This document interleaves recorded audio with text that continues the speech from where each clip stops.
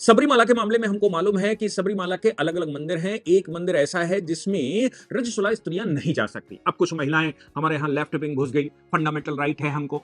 अब वो fundamental right को लेकर जब वहाँ घुसे तो फिर पुजारियों ने मना किया, मैनेजमेंट ने मना किया, राज्य सरकार साथ में खड़ी थी, केरला की सरकार है भाई। लेकिन वो मामला सुप्रीम कोर्ट आ गया।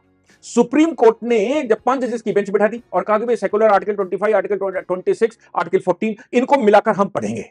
आर्टिकल 14 भारी बता दिया उन्होंने और राइट टू इक्वलिटी है, आर्टिकल 25 और 26 होते हुए भी राइट टू इक्वलिटी है और राइट टू इक्वलिटी में महिलाओं को भी वैसे उतना ही अधिकार है किसी मंदिर में जाने का जितना कि बाकियों को है। उससे रजस्वला, कुंवारी कन्या, विवाहित कन्या, बूढ़ी, इससे कोई मतलब नहीं। सुप्रीम कोर्ट ने कहा नहीं भाई तो इक्वलिटी है। सबरीमाला का जजमेंट हो गया। सबरीमाला का जजमेंट हो गया तो पूरा केरला भड़क गया। केरला में चूंकि सबरीमाला अयप्पा मंदिर बहुत ज्यादा मान्यता प्राप्त है। उसकी यात्राएं शुरू होती हैं, महीनों के हिसाब से वो चलता है, काले कपड़े पहनते हैं, उसका व्रत रखना पड़ता है और बहुत ज्यादा मान्यता है केरला में। ऐसी परिस्थिति में केरला की महिलाएं भी रोड पर उतर आए, लोग भी रोड पर उतर आए। मामला आते आते फिर सुप्रीम कोर्ट में आया। सुप्रीम कोर्ट में रिव्यू पिटीशन कई एक लोगों ने डाल दी, कई एक ऑर्गेनाइजेशन आ गई, इंडिविजुअल आ गए। जब कई एक पिटीशन आ गई तो सुप्रीम कोर्ट ने क्या किया कि उसको स्टे कर दिया। मतलब अभी पुराने वाले जजमेंट को स्टे किया जाता है लेकिन कोई वर्डिक्ट नहीं दी। अब वो वर्डिक्ट नहीं दी, स्टे तो है, लेकिन क्या वर्डिक्ट आएगी? आना चाहिए। ऐसा ही एक मामला हाजी अली दरगाह का है। हाजी अली दरगाह में भी वो महिलाओं के प्रवेश वाला मामला था। तब भी सुप्रीम कोर्ट ने यही डिसाइड किया कि नहीं नहीं, महिलाओं के प्रवेश को रोका नहीं जा सकता। किसी भी ऐसी धार्मिक स्थान पर जहां पर महिलाएं जाना चाहती हैं वहां रोका नहीं जा सकता उनको। मामला वो भी गंभीर हो गया। एक और मामला अपने को याद होगा कि पारसी समाज का है। पारसी समाज की खास बात है कि पारसी समाज में अगर कोई बाहर विवाह करेगा तो फिर वो पारसी नहीं रहेगा।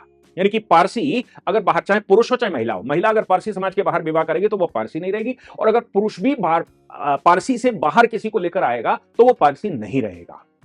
अब इसमें पारसी समाज चूंकि मार्जिन पर आ गया है, बिल्कुल साइड में आ गया है, इसलिए इसमें सुप्रीम कोर्ट को कहना पड़ा कि नहीं नहीं, ऐसा रिस्ट्रिक्शन नहीं लगा सकते। ऐसा ही एक मामला दाऊदी बोहरा समाज का आ गया। Dawoodi Bohra likely to be हिंदू होते हैं, मुसलमान उसको मुसलमान नहीं मानते। उनकी प्रैक्टिसेस हिंदुओं की तरह होती हैं, लेकिन उनका सिस्टमैटिक चार्ट होता है। वो इस्लाम की कुछ बातें मानते हैं, कुछ नहीं मानते हैं, लेकिन वो बड़े सिस्टमैटिक हैं, पढ़े लिखे होते हैं, एजुकेटेड होते हैं। उनके यहाँ जेनेटाइल यानी कि जो खतना है, महिलाओं का खतना, ये पुरुषों के खतने के साथ महिलाओं के खतना भी अनिवार्य होता है। महिलाओं के खतने अनिवार्य को लेकर सुप्रीम कोर्ट उस पर रिस्ट्रिक्शन लगा चुका है। अब ये इतने सारे मैटर हो गए जिनकी लाइन एक तय है और वो लाइन ये है कि भाई इक्वलिटी बिफोर लॉ है। यहां रिलीजन हावी नहीं होगा, यहां इक्वलिटी होगी, सबको बराबरी का अधिकार है, सब बराबरी से रहेंगे और सबके फंडामेंटल राइट है। सबरीमाला के मामले में जब स्टे कर दिया गया तो अब सवाल यह पैदा होता है कि सबरीमाला का जजमेंट या तो रिज्यूम करे और ये कहे कि नहीं नहीं, महिलाओं को राइट है, और या फिर केरला में और पूरे हिंदुस्तान में जो विरोध हो रहा था वो करे।